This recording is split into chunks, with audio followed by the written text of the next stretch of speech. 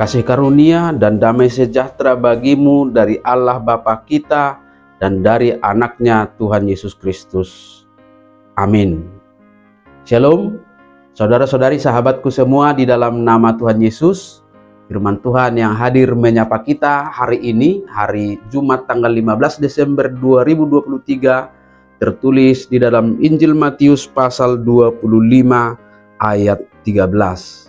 Mari sahabatku semua kita simak dan renungkan firman Tuhan yang menjadi kekuatan dan inspirasi untuk menjalani hari ini. Saya bacakan untuk kita demikian. Karena itu berjaga-jagalah, sebab kamu tidak tahu akan hari maupun akan saatnya. Atong jaga mahamu, aidang di botohamu arina manang sadiharina. Demikian firman Tuhan. Sahabatku semua, di dalam nama Tuhan Yesus Kristus Tuhan kita, firman Tuhan hari ini mengajarkan kita tentang hidup yang berjaga-jaga dan siap sedia.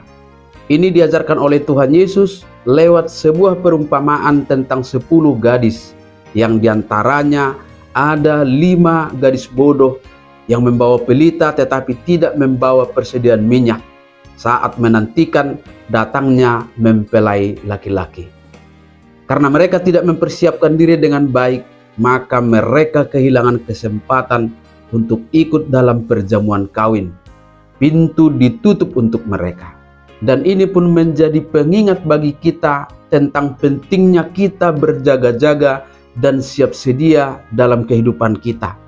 Siap sedia dan berjaga-jaga semata-mata bukanlah hanya urusan kehidupan rohani atau kehidupan surgawi, tetapi juga selama kita hidup di dunia ini yang membutuhkan kesiapan supaya tidak lengah, yang akhirnya kita boleh kehilangan kesempatan. Maka firman Tuhan mengajarkan kepada kita yang pertama untuk bijaksana mengelola waktu.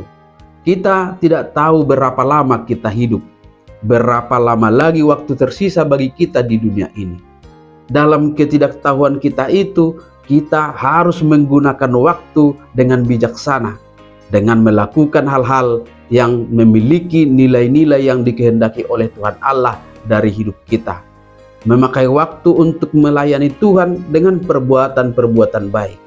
Yang kedua, kesiapan kita secara rohani. Dalam hidup di dunia ini kita juga sedang menjalani hidup spiritual, mempersiapkan diri menantikan kedatangan Yesus Kristus. Maka kita diingatkan untuk selalu berjaga-jaga dalam iman. Tidak tahu kapan Yesus akan datang kembali, maka kita perlu hidup dalam kesiagaan rohani dengan menjaga hubungan kita dengan Tuhan kita. Di tengah kesibukan pekerjaan, pakai kesempatan sebaik-baiknya untuk berdoa, beribadah, dan jika memungkinkan ambil bagian dalam pelayanan gereja. Dan yang ketiga sahabatku semua, firman Tuhan mengajarkan kepada kita untuk hidup dengan ekspektasi. Ini bukan hanya tentang menanti kedatangan Yesus kedua kali, tetapi juga mengenai bagaimana kita menjalani hidup kita ini sebagai persiapan untuk hari kedatangannya itu. Sama seperti Martin Luther berkata, bahkan jika saya tahu bahwa besok dunia akan hancur, saya akan tetap menanam pohon apel saya.